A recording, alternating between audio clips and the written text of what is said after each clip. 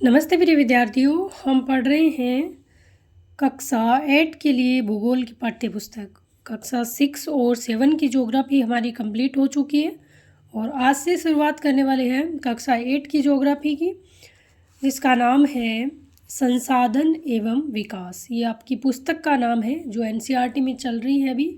इसके हम एक बार विषय सूची देख लेते हैं कि कौन कौन से चैप्टर जो इसमें हैं उसको हम पढ़ने वाले हैं। अध्याय नंबर 1 है आपका संसाधन। अध्याय नंबर 2 है भूमि, मृदा, जल, प्राकृतिक वनस्पति एवं और वन्य जीवन संसाधन। अध्याय नंबर 3 आपका कृषि। अध्याय नंबर 4 आपका है उद्योग। अध्याय नंबर 5 आपका है मानव संसाधन। हम इन सभी चैप्टरों को बहुत अच्छे से पढ़ने वाले हैं और आपने मेरी 6 और 7 की जो ज्योग्राफी नहीं पढ़ी है, उन क्लासों को आपने नहीं देखा है तो एक बार ज़रूर देखना। आपने मेरे चैनल को अभी तक सब्सक्राइब नहीं किया है तो एक बार सब्सक्राइब कर लीजिएगा। और हम पढ़ेंगे आपकी जो एनसीईआरटी की पुस्तकें हैं उनको अच्छे से पढ़ेंगे, कक्षा 6 से लेकर 10 तक की पुस्तकों को। हम पहले इसके पीछे जो प्रश्न दे रखे उनको करेंगे, फिर चैप्टर पढ़ेंगे। चैप्टर का नाम है संसाधन और इसके हम पहले कर लेते हैं प्रश्नों को एक बार पढ़ लेते हैं ताकि जब चैप्टर पढ़ें तो ये प्रश्न हमारे ध्यान में रहें। निम्नलिखित प्रश्नों के उत्तर दीजिए। पृथ्वी पर संसाधन असमान रूप से क्यों वितरित है? ये कह रहा है कि ऐसा क्या कारण है कि जो पृथ्वी पर जो संसाधन है वो असमान रूप से वितरित है। संसाधन संरक्षण क्या है? मानव संसाधन महत्वपूर्ण क्यों है? सतत पोषणीय विकास क्या है? फिर आपके नीचे निशान वाले प्रश्न दे रखे हैं। निम्नलिखित में से कौन संसाधन को निर्धारित नहीं करता? उपयोगिता, मूल्य और मात्रा। फिर आपका है दूसरे नंबर का, निम्नलिखित में से कौन सा मानव निर्मित संसाधन है? कैंसर उपचार की औषधियाँ, झरने का जल, उष्णकटिबंधीय वन। इसमें कौन सा संसाधन है जिसको मानव ने निर्मित किया है और कौन सा संसाधन है जो प्रकृति निर्मित है? कथन पूरा कीजिए। अनवीकरणीय संसाधन सीमित भंडार वाले होते हैं, मनुष्यों द्वारा निर्मित होते हैं, निर्जीव वस्तुओं से व्युत्पन्न होते हैं। तो क्या होता है अनवीकरणीय संसाधन, क्या होता है नवीनीकरणीय संसाधन? इनको हम बहुत अच्छे से पढ़ने वाले हैं। यहाँ पर एक उक्ति दे रखी है, बहुत ही अच्छी है। रईमन पानी राखिए, बिन पानी सब सून, पानी गए न उभरे, मोती मानस चून। ये बहुत ही आपकी प्रसिद्ध उक्ति है और ये पंक्ति किसकी है? तो ये पंक्ति अकबर के दरबार के नवरत्नों में से एक कवि अब्दुल रहीम खान काना द्वारा लिखी गई थी। कवि किस प्रकार के संसाधन की ओर संकेत कर रहा है? इस संसाधन के समाप्त हो जाने पर क्या होगा? तो इसको 100 शब्दों में लिखिए, ये बोल रहे हैं। अब हम पढ़ेंगे आपका चैप्टर।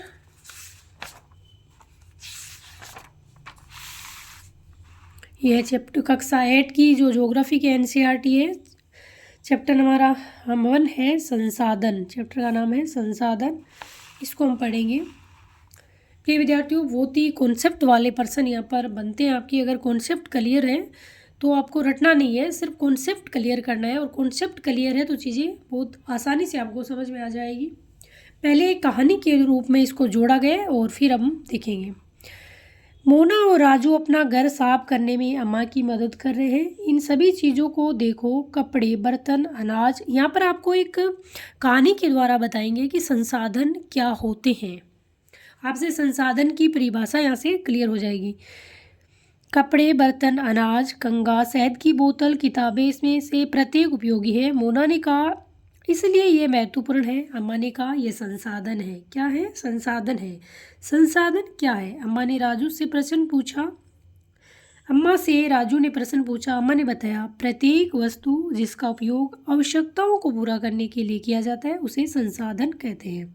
आपसे पूछे कि संसाधन की परिभाषा लिखो तो आप बताओगे प्रत्येक वस्तु जिसका उपयोग आवश्यकताओं को पूरा करने के लिए किया जाता है वह संसाधन है। अपनी चारों ओर देखिए और निरीक्षण कीजिए। आप संसाधनों के विविध प्रकारों को पहचानने में सक्षम होंगे। आप प्यास लगने पर जो जल पीते हैं, आप अपने घर में जिस विद्युत का उपयोग करते हैं, स्कूल से घर पहुंचने के लिए उपयोग किया गया रिक्शा, पाठ्यपुस्तक जिसका उपयोग आप अध्ययन के लिए करते हैं, ये सभी क्या है? संसाधन है। यहाँ पर बताया जा रहा है कि संसाधन में कौन कौन सी आपकी चीज़ वस्तु आती है।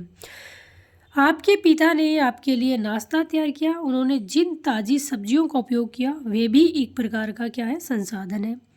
जल, विद्युत, रिक्शा, सब्जियां और पाठ्य पुस्तक सभी में कुछ एक जैसा क्या है? उनमें से सभी वस्तुओं का उपयोग आपके द्वारा किया गया है, इसलिए वे उपयोगी हैं। एक वस्तु अथवा पदार्थ की उपयोगिता अथवा प्रयोज्यता उसे एक संसाधन बनाती है। क्या बनाती है? उसे संसाधन बनाती है। किस प्रकार? राजू अब जानना चाहता है कि कोई भी वस्तु संसाधन कैसे बनती है, कि कोई भी वस्तु है और वो संसाधन का रूप कैसे लेती है। अम्मा ने बच्चों को बताया वस्तुएं उस समय संसाधन बनती है जब उनका कोई क्या होता है? मूल्य होता है। जब तक किसी वस्तु का कोई मूल्य नहीं है तो वो संसाधन नहीं कहलाएगी। इसका प्रयोग अथवा उपयोगिता इसे मूल्य प्रदान करती है। किस प्रकार मूल्य प्रदान करती है? कि कोई वस्तु है, जब तक वो पड़ी है और हम इसको काम में नहीं लेते हैं तो वो संसाधन ही है। जिस दिन हम उसको काम में लेते हैं उनका कोई मूल्य हो जाता है और वो आपका मूल्यवान हो जाती है। इसका प्रयोग अथवा उपयोगिता इसे मूल्य प्रदान करती है। सभी संसाधन मूल्यवान होते हैं। अम्मा ने कहा मूल्य का अर्थ और महत्व होता है। क्या बोल रहे हैं? मूल्य का अर्थ और महत्व होता है। कुछ संसाधनों का आर्थिक मूल्य होता है जबकि कुछ संसाधनों का आर्थिक मूल्य नहीं होता है। उदाहरणार्थ धातुओं का आर्थिक मूल्य होता है लेकिन एक मनोरम भूदृश्य का आर्थिक मूल्य नहीं होता है। परंतु ये दोनों संसाधन महत्वपूर्ण हैं और मनुष्य की आवश्यकताओं को पूरा करते हैं। कुछ संसाधन समय के साथ आर्थिक रूप से मूल्यवान हो सकते हैं। आपकी दादी के घरेलू नुस्खों का कोई वाणिज्यिक मूल्य नहीं है, लेकिन यदि वे पेटेंट करने के उपरांत मेडिकल फर्म द्वारा बेचे जाते हैं तब वे आर्थिक रूप से मूल्यवान होते हैं। ये पेटेंट क्या होता है? यहाँ पर देखो बहुत अच्छे से समझा रखा है, इसको हम देखते हैं। पेटेंट क्या होता है? इसका तात्पर्य किसी विचार अथवा आविष्कार पर एकमात्र अधिकार से है। जिस प्रकार कोई आपकी वस्तु है उस पर क्या किया जाता है? रिसर्च किया जाता है, उस पर विचार किया जाता है और फिर उसको मार्केट में उतारा जाता है। तो वो चीज़ जैसे कोई दवाई है तो ऐसे नहीं कि सीधी दवाई बनाई और मार्केट में आ जाती है। बहुत सारे उस पर रिसर्च होते हैं, बहुत सारी चीज़ों पर पहले अप्लाई की जाती है और फिर वो चीज़ मार्केट में आती है। वो उनको कहते हैं पेटेंट करना।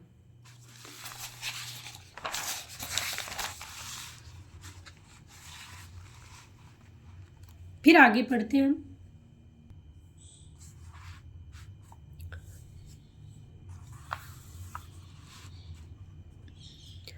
समय और प्रौद्योगिकी दो महत्वपूर्ण कारक है। क्या कह रहे हैं?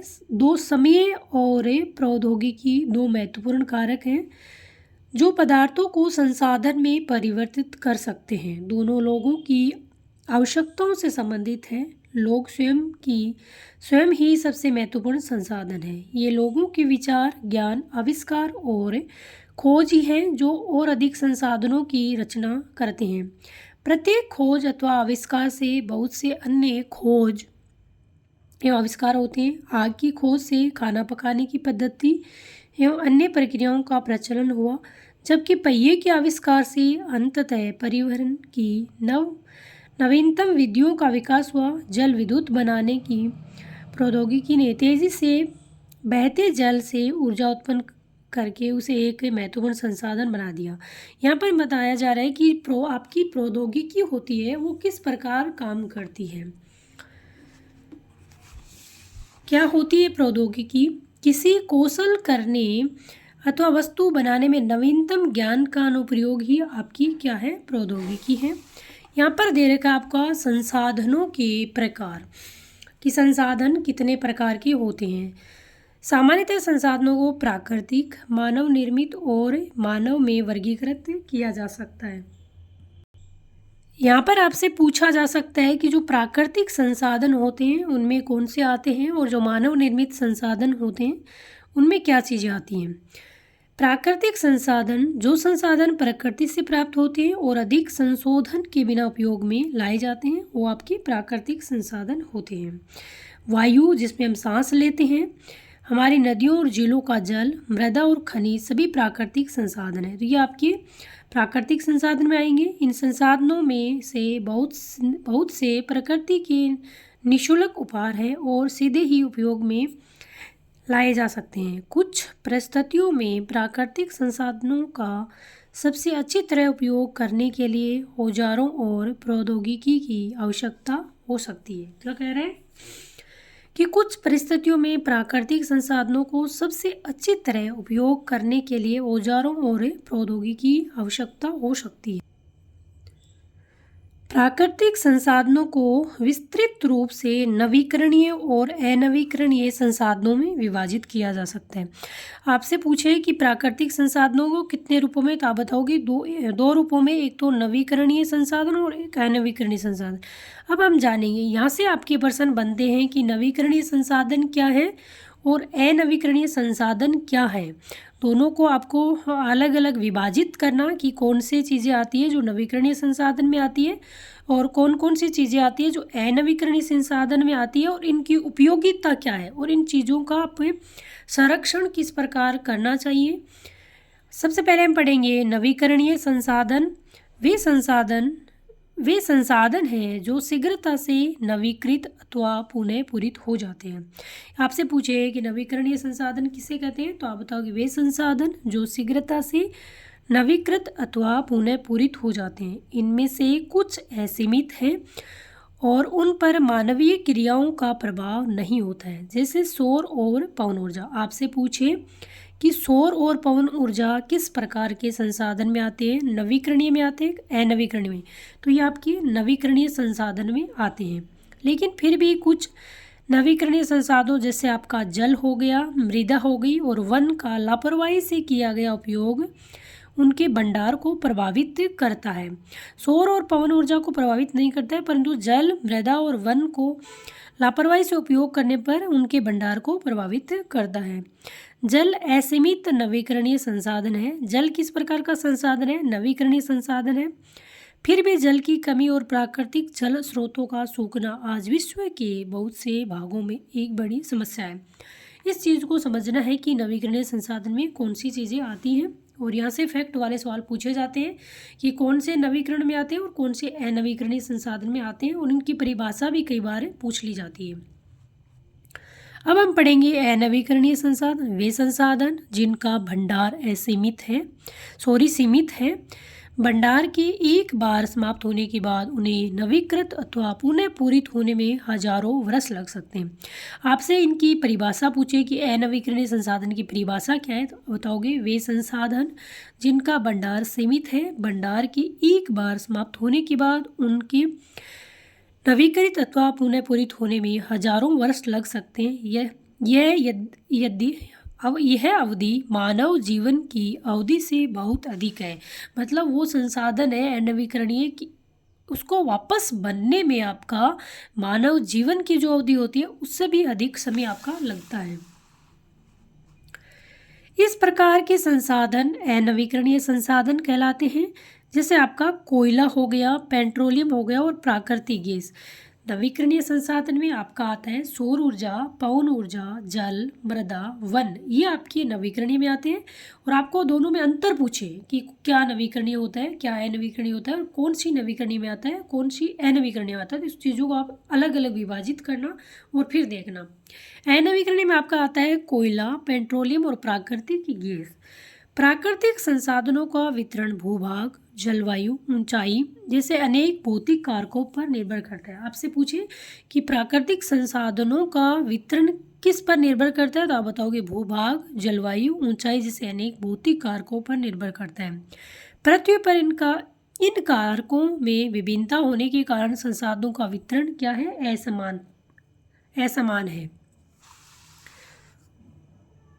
अभी तक हमने पढ़े प्राकृतिक संसाधन कितने प्रकार के होते हैं, 2 प्रकार के, नवीकरणीय संसाधन, अनवीकरणीय संसाधन।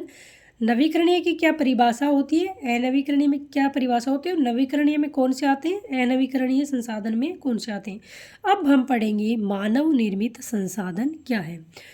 कभी कभी प्राकृतिक पदार्थ तब संसाधन बन जाते हैं जब उनका मूल रूप बदल दिया जाता है। क्या कह रहे हैं कि कभी कभी प्राकृतिक पदार्थ तब संसाधन बन जाते हैं जब उनका मूल रूप बदल दिया जाता है। लोहा एस्क उस समय तक संसाधन नहीं था जब तक लोगों ने उससे लोहा बनाना नहीं सीखा था। लोग प्राकृतिक संसाधनों का उपयोग पुल, सड़क, मशीन और वाहन बनाने में करते हैं जो मानव निर्मित संसाधन के नाम से जाने जाते हैं। आपसे पूछे कि पुल, सड़क, मशीन ये नवीकरणीय संसाधन है, अनवीकरणीय संसाधन है, मानव निर्मित? आप बताओगे मानव निर्मित संसाधन है। प्रौद्योगिकी भी एक मानव निर्मित संसाधन है, बिल्कुल। इसलिए हम जैसे लोग प्राकृतिक संसाधनों का उपयोग करके मानव निर्मित संसाधन बनाते हैं। मोना ने समझाते हुए कहा। हाँ, राजू ने स्वीकृति में सिर लाया। ये कोई वार्तालाप के द्वारा चीज़ें बताई जा रही है। मानव संसाधन लोग और अधिक संसाधन बनाने के लिए प्रकृति का सबसे अच्छा उपयोग तभी कर सकते हैं जब उनके पास ऐसा करने का ज्ञान, कौशल तथा प्रौद्योगिकी उपलब्ध हो। यहाँ पर आपकी कुछ शब्दावलियाँ दे रखी हैं, उनको हम एक बार देखेंगे। संसाधन का भंडार, ये उपयोग के लिए संसाधन की उपलब्ध मात्रा है। क्या आप जानते हैं मानव संसाधन से तात्पर्य लोगों की संख्या और योग्यता मानसिक तथा शारीरिक से। यह बता रहे हैं कि मानव संसाधन क्या होते हैं से तात्पर्य लोगों की संख्या और योग्यता मतलब उनकी मानसिक और शारीरिक से। यद्यपि मानव को संसाधन मानने के संदर्भ में लोगों में मतभेद हैं, इतना होते हुए भी इस तथ्य से इनकार नहीं किया जा सकता कि मूलतः मनुष्य की कुशलताएं ही भौतिक पदार्थों को मूल्यवान संसाधन बनाने में आपकी सहायता कर दी है। ये सही है, मानव ही है वो अपने ज्ञान के द्वारा, अपने कौशल के द्वारा चीज़ों को आगे बढ़ा रहा है। इसलिए मनुष्य एक विशिष्ट प्रकार का संसाधन है। क्या है? मानव भी एक संसाधन है। अतः लोग मानव संसाधन हैं। लोग किस में आते हैं? मानव संसाधन में। शिक्षा और स्वास्थ्य लोगों को बहुमूल्य संसाधन बनाने में मदद करते हैं। अधिक संसाधनों के निर्माण में समर्थ होने के लिए लोगों के लिए कौशल में सुधार करना मानव संसाधन विकास कहलाता है। आपसे पूछे कि मानव संसाधन विकास किसे कहते हैं, तो आप बताओगे अधिक संसाधनों के निर्माण में समर्थ होने के लिए लोगों के कौशल में सुधार करना मानव संसाधन कहलाता है। अब हम पढ़ेंगे कि संसाधनों का संरक्षण किस प्रकार करना चाहिए। जो आपके प्राकृतिक संसाधन है या मानव निर्मित संसाधन है या नवीकरणीय संसाधन है या अनवीकरणीय संसाधन है, इन संसाधनों का हमें संरक्षण किस प्रकार करना चाहिए, क्योंकि हर चीज़ का संरक्षण करना ज़रूरी होता है। हम संरक्षण नहीं करेंगे तो वो चीज़ जल्द ही ख़त्म हो जाएगी और हमारे लिए एक समस्या उत्पन्न हो सकती है। यहाँ पर एक फिर वार्तालाप के द्वारा चीज़ों को समझाया गया है कि मोना ने एक बुरा सपना देखा। उसने देखा कि पृथ्वी पर सारा जल सूख गया और सारे पेड़ कट गए। वहाँ पर न तो छाया ही थी और न ही कुछ खाने पीने के लिए था। लोग परेशान हो रहे थे। ये एक वार्तालाप है और चारों तरफ भोजन और छाया की तलाश में निराश घूम रहे थे। उसने अपनी माँ को सपने के बारे में बताया। उसने पूछा, अम्मा क्या सच में हो सकता है? हाँ, अम्मा ने उत्तर दिया, क्योंकि अगर चीज़ों का हम सही से उपयोग नहीं करेंगे तो ये परिस्थिति आपके सामने उपस्थित हो सकती है। यदि हम नवीकरणीय संसाधनों के प्रति सतर्क नहीं रहते तो वे बहुत ही दुर्लभ हो सकते हैं और अनवीकरणीय संसाधन निश्चय ही समाप्त हो सकते हैं। पीछे पढ़ चुके हैं कि नवीकरणीय संसाधन क्या है, अनवीकरणीय संसाधन क्या है। संसाधनों का सफलतापूर्वक उपयोग करना और उन्हें नवीकरण के लिए समय देना संसाधन संरक्षण कहलाता है। संसाधन संरक्षण किसे कहते हैं? संसाधनों का सफलतापूर्वक उपयोग करना और उन्हें नवीकृत के लिए समय देना संसाधन संरक्षण कहलाता है। संसाधनों का उपयोग करने की आवश्यकता और भविष्य के लिए उनके संरक्षण में संतुलन बनाए रखना सतत पोषणीय विकास कहलाता है। आपसे पूछिए सतत पोषणीय विकास किसे कहते हैं, तो आप बताओगे संसाधनों का उपयोग करने की आवश्यकता और भविष्य के लिए उनके संरक्षण में संतुलन बनाए रखना सतत पोषणीय विकास कहलाता है। संसाधनों के संरक्षण के अनेक तरीके हैं। प्रत्येक व्यक्ति उपभोग को कम करके वस्तुओं के पुनः चक्रण और पुनः उपयोग द्वारा योगदान दे सकता है। अंततः ये एक विभिन्नता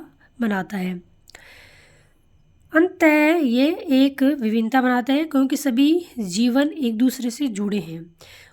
उस शाम बच्चों और उनके मित्रों ने पुराने समाचार पत्रों, व्यर्थ वस्त्रों तथा बांस की डंडियों के लिफाफे और खरीदारी के लिए थैले बनाए। मोना ने कहा, हम इन वस्तुओं में से कुछ वस्तुएं उन परिवारों को देंगे जिन्हें हम जानते हैं।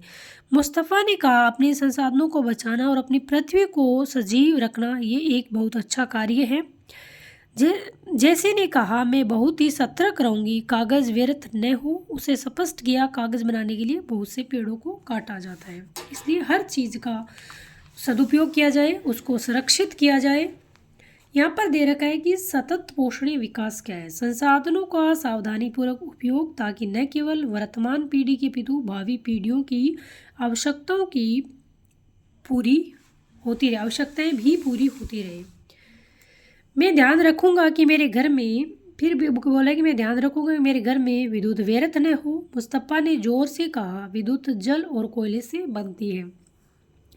मैं विश्वास दिलाती हूँ कि घर में जल बेकार नहीं होगा। जल की एक एक बूंद मूल्यवान है।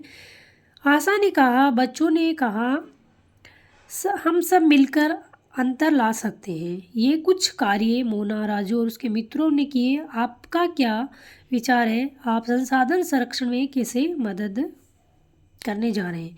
हमारी पृथ्वी और उस पर निवास करने वाले लोगों का भविष्य पेड़ पौधों और परितंत्र की सुरक्षा और संरक्षण से जुड़ा हुआ है। अब यह सुनिश्चित करना हमारा कर्तव्य हो जाएगा कि सभी नवीकरणीय संसाधनों के उपयोग सतत पोषणीय है। पृथ्वी पर जीवन की विविधता संरक्षित की जाए, प्राकृतिक पर्यावरण तंत्र की हानि को कम से कम किया जाए। यहाँ पर आपका कुछ लक्ष्य दे रखे हैं। सतत पोषणीय विकास के कुछ सिद्धांत दे रखे हैं। नंबर 1, जीवन के सभी रूपों का आदर और देखभाल, मानव जीवन की गुणवत्ता को बढ़ाना, पृथ्वी की जीवन शक्ति और विविधता का संरक्षण करना, प्राकृतिक संसाधनों के ह्रास को कम से कम करना, पर्यावरण के प्रति व्यक्तिगत व्यवहार और अभ्यास में परिवर्तन करना, समुदायों को अपने पर्यावरण की देखभाल करने योग्य बनाना। सतत पोषणीय विकास के सिद्धांत, अगर आप यूपीएससी आरपीएससी लिखते हैं, किसी स्टेट पीसीएस का एग्जाम लिखते हैं, तो ये पॉइंट आपके काम आ सकते हैं। सतत पोषणीय विकास के जो सिद्धांत हैं उनमें ये पॉइंट आप डाल सकते हैं। प्रिय विद्यार्थियों, ये था आपका कक्षा 8 की ज्योग्राफी का चैप्टर नंबर 1 संसाधन। ये छोटा सा चैप्टर था और एक कहानी के रूप में था कि संसाधन क्या होते हैं, किसे संसाधन कहते हैं, उनकी परिभाषा, आपके प्राकृतिक संसाधन क्या होते हैं, उनके फिर कितने भाग होते हैं, नवीकरणीय, अनवीकरणीय, नवीकरणीय में किसको रखते हैं, अनवीकरणीय में किसको रखते हैं, और मानव निर्मित संसाधन क्या है। उसमें आपके आ जाते हैं सड़क और पुल और प्रौद्योगिकी, जो मानव निर्मित चीज़ें हैं वो मानव निर्मित संसाधन में आ जाती है। प्रिय विद्यार्थियों, ये आपका चैप्टर पूरा हो गया और कल हम आपका आगे वाला चैप्टर पढ़ने वाले हैं, भूमि, मृदा, जल, प्राकृतिक वनस्पति और वन्य जीवन संसाधन। इसके बारे में पढ़ेंगे हम कल। प्रिय विद्यार्थियों, पढ़ते रहिए, स्वस्थ रहिए, मस्त रहिए और अपनी पढ़ाई को निरंतर जारी रखिए। जो निरंतर पढ़ाई करता है, लगातार पढ़ाई करता है, वही एक दिन मंजिल तक पहुंचता है। जय हिंद, जय भारत।